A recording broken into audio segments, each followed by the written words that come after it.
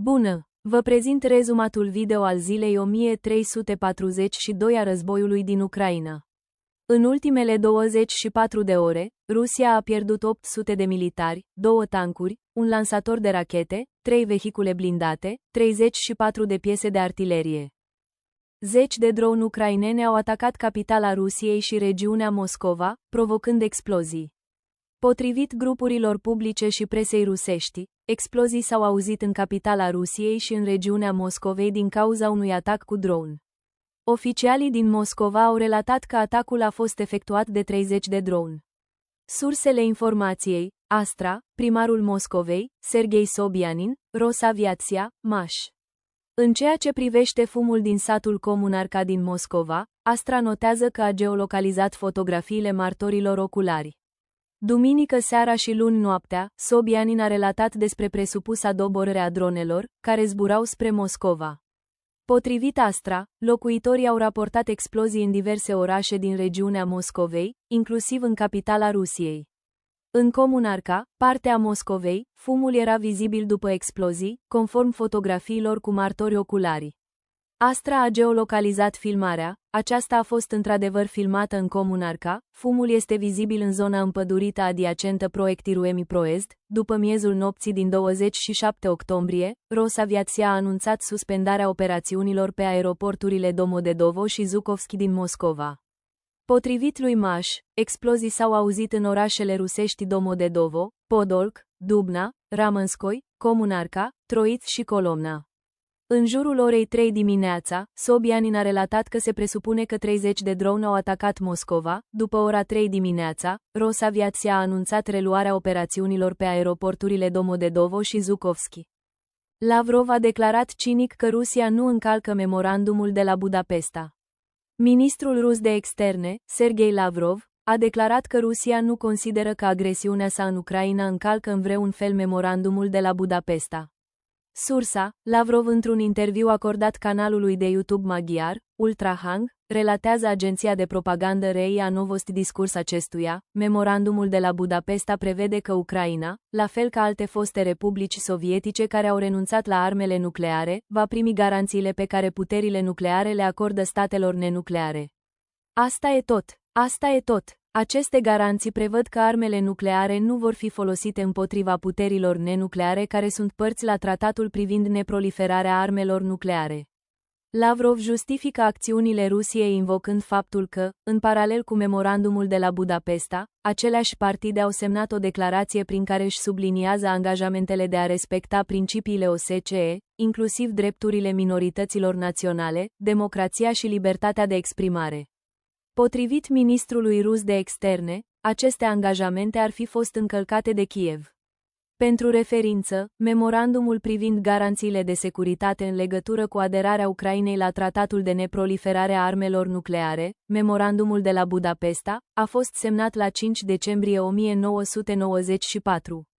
Textul prevede, în special, că Federația Rusă, Regatul Unit și Statele Unite reafirmă față de Ucraina angajamentul lor de a respecta independența, suveranitatea și frontierele existente ale Ucrainei. De asemenea, acestea își reafirmă angajamentul de a se abține de la amenințarea sau utilizarea forței împotriva integrității teritoriale sau a independenței politice a Ucrainei și că niciuna dintre armele lor nu va fi folosită vreodată împotriva Ucrainei, cu excepția cazului în autoapărare sau în orice alt mod compatibil cu Carta Națiunilor Unite. Semnatarii reafirmă, de asemenea, față de Ucraina angajamentul lor de a se abține de la presiuni economice care vizează subordonarea exercitării de către Ucraina a drepturilor inerente suveranității sale și obținerea astfel a oricărui avantaj.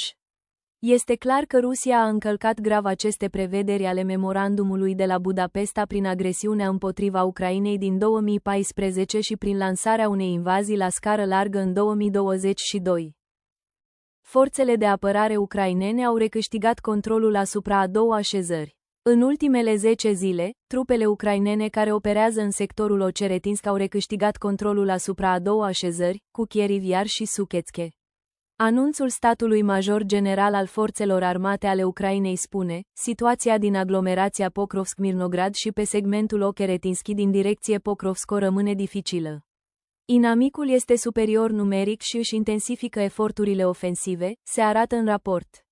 Unitățile forțelor armate și alte componente ale forțelor de apărare ale Ucrainei din zonele desemnate continuă să desfășoare operațiuni defensive, precum și operațiuni de căutare, atac și asalt, provocând pierderi semnificative inamicului. Forțele de apărare care operează în sectorul Ocheretinski au recâștigat controlul asupra a două așezări, cu Chieriv Iar și Suchetske. Astfel, începând cu 21 august 2025, situația din această zonă a fost stabilizată, controlul asupra a 9 așezări a fost restabilit, iar alte 9 au fost curățate de grupările de sabotaj inamice. Numai în ultimele 10 zile, 1756 de militari și 75 de unități de echipament inamic au fost distruse aici. În general, în puțin peste 2 luni, pierderile totale ale inamicului în direcție Ocheretinski, Dobropolski, s-au ridicat la, personal componență, peste 15.700 de militari, 1364 unități de echipament militar.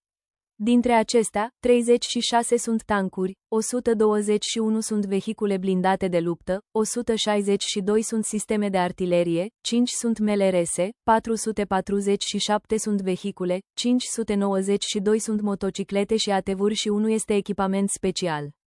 4689 de drone diferite au fost, de asemenea, distruse. Fondul de schimb este alimentat constant cu prizonieri de război ruși pentru a-i aduce pe apărătorii noștri din captivitate.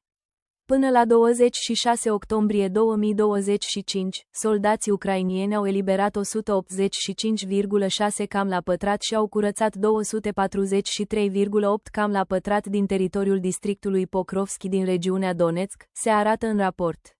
Statul Major General al Forțelor Armate ale Ucrainei a raportat despre situația de la ceaile de acces către orașul Pokrovski și direct în interiorul granițelor sale. Soldații unităților noastre, care execută misiuni de luptă în aceste zone, efectuează zilnic măsuri ample de stabilizare a situației. Inamicul, prin utilizarea spațiului de interpoziți și infiltrarea unor mici grupuri de infanterie, a acumulat în oraș aproximativ 200 de militari. În așezare au loc schimburi de focuri, unitățile de drone operează activ. Încercările inamicului de a avansa adânc și de a câștiga teren în zona urbană sunt oprite prin măsuri de contrasabotaj, a asigurat Statul Major General al Forțelor Armate ale Ucrainei. Se observă că apărătorii ucrainieni continuă să îndeplinească misiuni de căutare, distrugere sau capturare a ocupanților ruși care încearcă să se infiltreze în formațiunile noastre de luptă, folosind superioritatea numerică. Confruntările de luptă sunt caracterizate de o dinamică și o intensitate ridicate. În condiții periculoase și uneori imprevizibile, armata ucraineană demonstrează forță, rezistență și curaj. Trebuie menționat că, recent, agresorul rus a intensificat utilizarea vehiculelor blindate în operațiunile de asalt, a declarat Statul Major General al Forțelor Armate ale Ucrainei. Pe întreg frontul războiului ruso-ucrainean, în perioada 20-25 octombrie, au fost înregistrate 41 de operațiuni de asalt inamice cu sprijinul tehnicii. Unele dintre aceste atacuri au avut loc în direcție Pokrovski. Personalul și echipamentul inamicului sunt neutralizate. În special, pe 25 octombrie, un vehicul blindat inamic și 2 motociclete au fost distruse în urma unui incendiu în zona Pokrovskei, iar un vehicul blindat inamic a fost distrus în direcție Balagan. Adică toate vehiculele pe care inamicul le-a folosit în operațiunile de asalt. Soldații ucrainieni țin ferm steagul albastru-galben deasupra regiunii Donetsk, distrugând planurile agresive ale Kremlinului. În prezent, problemele actuale pentru forțele de apărare ale Ucrainei sunt creșterea rezistenței apărării, coordonarea acțiunilor trupelor noastre, distrugerea eficientă prin foc a inamicului și contracararea dronelor și artileriei sale, a subliniat Statul Major General al Forțelor Armate ale Ucrainei. Dacă ați găsit informații utile în acest videoclip, nu ezitați să-l distribuiți pentru a ajunge la cât mai multă lume. Mulțumesc mult!